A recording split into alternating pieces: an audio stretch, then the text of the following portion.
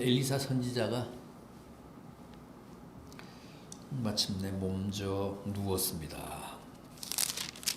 오늘 우리는 14장을 봤는데 13장 14절을 보면 죽을 병이 들었다고 했습니다. 그래서 요아스 왕이 엘리사의 병상을 찾아 내 아버지여 하며 울었다고 합니다. 그런데 그 자리에서 병상의 엘리사가 왕에게 뭐라고 했습니까? 동쪽 창을 열고 힘껏 활을 쏘라고 했습니다. 그래서 그렇게 했더니 하나님이 당신의 그 화살을 통해 아람 사람을 그렇게 멸절하실 것이니 너무 왕은 불안해하지 말라며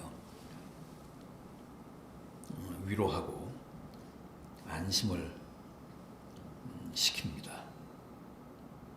또 화살로 땅을 여러 번 치라고 했습니다. 그래서 요아스 왕이 화살로 땅을 3번 치자 엘리사가 많이 아쉬워하며 한 5번 치지 왜 3번 치고 그만 치냐. 그러면서 왕이 아람을 쳐서 진멸하되 딱 3번까지만 그렇게 할 것이라고 했습니다. 3번만 이기게 될 것이라고 했습니다. 그리고 나서 엘리사는 죽고 요아스는 정말 아람과 전쟁해서 그들을 3번 무찌릅니다. 그리고 그때까지 아람에게 빼앗겼던 땅이며 성읍을 다 되찾았다고 했습니다. 그게 이제 13장 마지막까지의 내용이고, 이제 오늘 본문인 14장으로 넘어가는데, 이 14장은 북왕국 이스라엘이 아니라 다시 남왕국 유다의 상황입니다. 유다에 관한 말씀입니다. 북이스라엘 왕 요아스 제2년에 유다 왕 요아스의 아들 아마샤가 왕이 됐다고 합니다. 3절 이하를 보십시오. 아마샤가 여호와 보시기에 정직히 행하였으나 그의 조상 다윗과는 같지 아니하였으며 그의 아버지 요아스가 행한 대로 다 행하였어도 오직 산당들을 제거하지 아니하였으므로 백성이 여전히 산당에서 제사를 드리며 분향하였더라. 아마샤는 여호와 보시기에 비교적 정직하게 행했다고 합니다. 그럼에도 그의 조상 다윗 같지는 않았다. 오히려 그의 아버지 요아스처럼 행했다.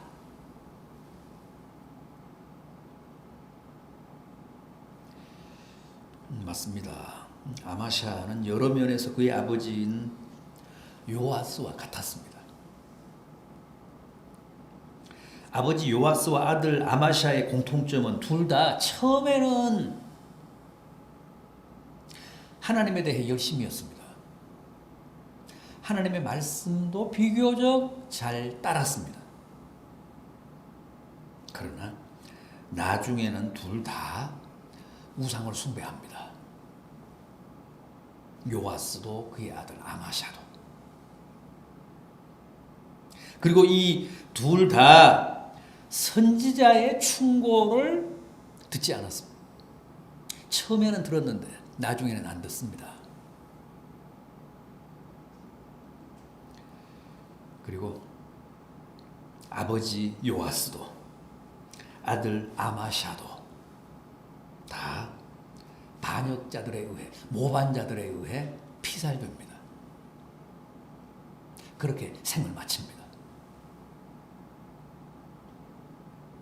또 하나는 아버지 요아스도 아들 아마샤도 적군에게 전쟁해서 이제 패해서 많은 성전의 보물을 갖다 바칩니다. 성전의 성물, 기물들을 갖다 바칩니다.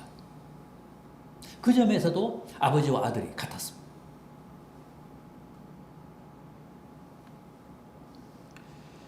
그랬기 때문에 이들에 대한 성경의 평가가 그렇습니다. 여호와 보시기에 정직하게 행했다고 해도 다윗 같지는 않았다. 산당을 제거하지는 않았다. 그래서 백성들이 그 산당에서 여전히 우상을 숭배했다. 그렇게 아쉽게 평가를 합니다. 그럼에도 아마시아가 잘한 것 중에는 이런 게 있습니다. 아버지 요아스를 암살했던 반역자들은 다 죽였지만 당연히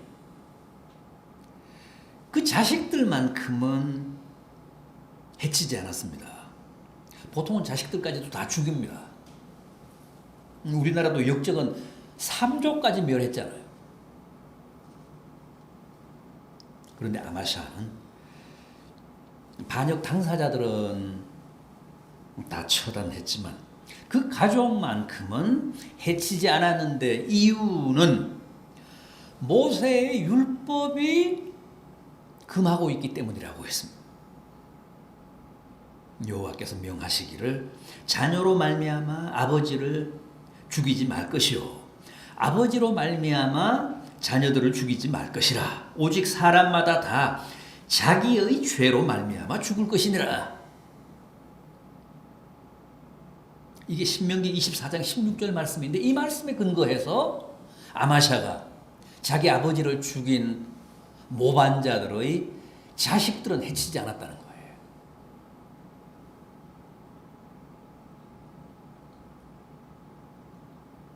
초기에는 이렇게 하나님의 말씀대로 살았습니다. 하나님 말씀대로 처신했습니다. 그래서 여기까지는 좋았는데 오늘 본문 7절 이하를 보면 유다 왕 아마시아의 또 다른 행적이 나옵니다. 에돔 사람들과의 전쟁 얘기가 나옵니다. 에돔 사람들과 전쟁해서 10,000명을 죽였다고 합니다. 10,000명을 죽이고 그 전쟁을 승리로 이끕니다. 소금 골짜기에서.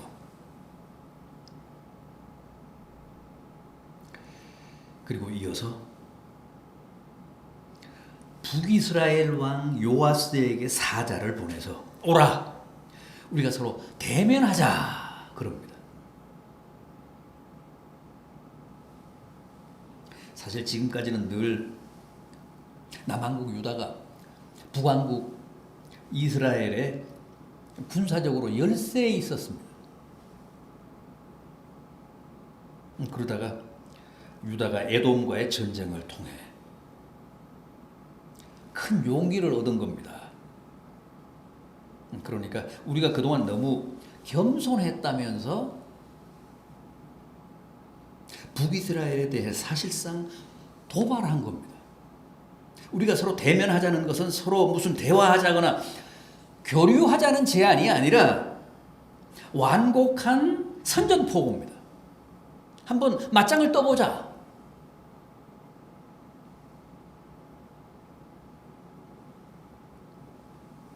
아마샤가 에돔과의 전쟁에서 이기면서 교만해진 겁니다. 그래서 자신을 과대평가한 겁니다. 그러자 북쪽 유다의 북왕국 이스라엘의 왕이 남쪽 유다의 그런 도발에 대해 이렇게 반응합니다. 북이스라엘의 요아스 왕이 9절을 보면 이렇게 반응합니다. 이스라엘의 왕 요아스가 유다의 왕 아마샤에게 사람을 보내 이르되 레바논 가시나무가 레바논 백향목에게 전가를 보내어 이르기를 내 딸을 내 아들에게 주어 아내로 삼게 하라 하였더니 레바논 들짐승이 지나가다가 그 가시나무를 밟았느니라. 북이스라엘의 요아스 왕이 남한국 유다에 사람을 보내서 이런 우화를 전달했다는 거예요. 여기 나오는 레바논의 가시나무는 남쪽 유다를 말하고 레바논의 백향목은 북이스라엘을 가리킵니다. 그런데 어느 날 가시나무에 불과한 남쪽 유다 왕이 나무 중에서도 가장 존귀한 백향목에게 네 딸을 내 아들에게 주라며 오만을 떨었다는 거죠. 그런데 레바논의 들짐승이 그 가짜는 가시나무를 짓밟았다는 거예요. 남쪽 유다를 완전히 경멸했습니다. 그리고 또 이렇게 말합니다. 10절을 보십시오. 내가 에돔을 쳐서 파하였으므로 마음이 교만하였으니 스스로 영광을 삼아 왕궁에나 내 집으로 돌아가라. 어찌하여 화를 자취하여 너와 유다가 함께 망하고자 하느냐.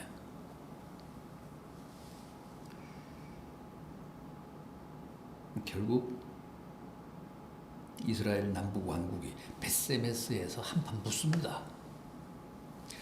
12절이 합니다. 유다가 이스라엘 앞에서 패하여 각기 장막으로 도망한지라. 이스라엘 왕 요아스가 벳세메스에서 아하시아의 손자 요아스의 아들 유다 왕 아마샤를 사로잡고 예루살렘에 이르러 예루살렘 성벽을 에브라임 문에서부터 성 모퉁이 문까지 400규빗을 헐고 또 여호와의 성전과 왕궁 곳간에 있는 금은과 모든 기명을 탈취하고 또 사람을 볼모로 잡고서 사마리아로 돌아갔더라.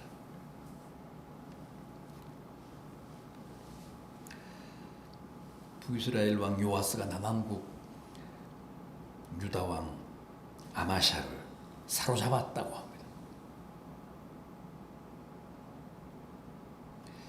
결국 이 사건 때문에 후에 반역자들이 다시 아마샤를 살해합니다.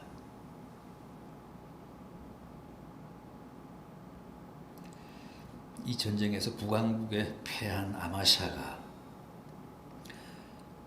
북이스라엘 왕 요아스에 의해 죽지는 않았지만 후에 유단의 반란자들에 의해 결국 죽임을 당합니다. 18절 이하를 보십시오. 이 14장 18절 이하. 아마샤의 남은 행적은 유다왕 역대지략에 기록되지 아니하였느냐. 예루살렘에서 무리가 그를 반역한 고로 그가 라기스로 도망하였더니 반역한 무리가 사람을 라기스로 따로 보내 그를 거기서 죽이게 하고 그 시체를 말에 실어다가 예루살렘에서 그의 조상들과 함께 다윗성에 장사하니라. 예루살렘에서 무리가 반역을 일으켰기 때문에 아마샤 왕이 라기스로 도망하다가 결국 거기서 뒤따라간 반란군에 의해 죽임을 당했다고 합니다.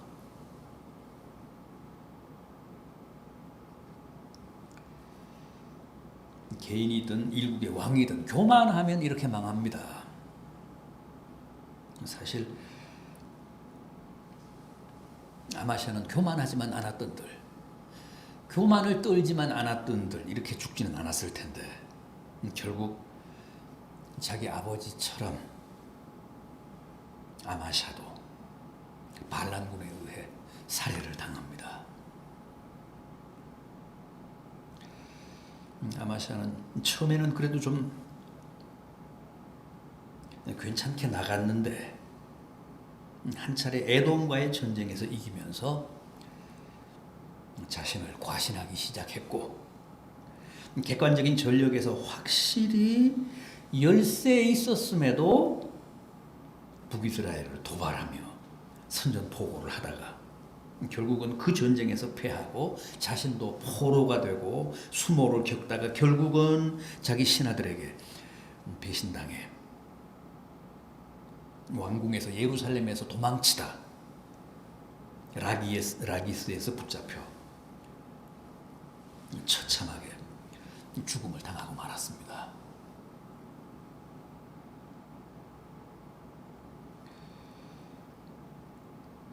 이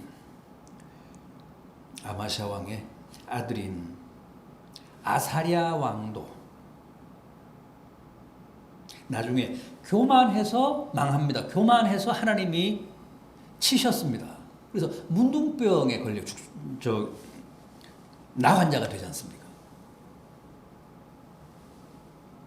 아마샤의 아들 아사랴가 이제 대를 이어서 왕이 되는데 아사랴도 아마샤처럼 자기 부친처럼 아버지처럼 교만하다가 결국 하나님의 징계를 당해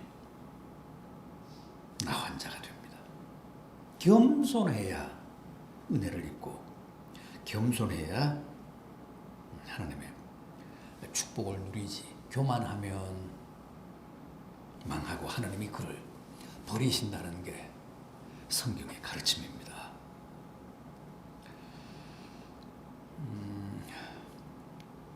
초기에는 하나님의 뜻대로 살았던 아마샤 왕이 전쟁에서 승리하면서 교만해지는 바람에 결국 나라도 망하고 자신도 비참하게 살해당하는 것으로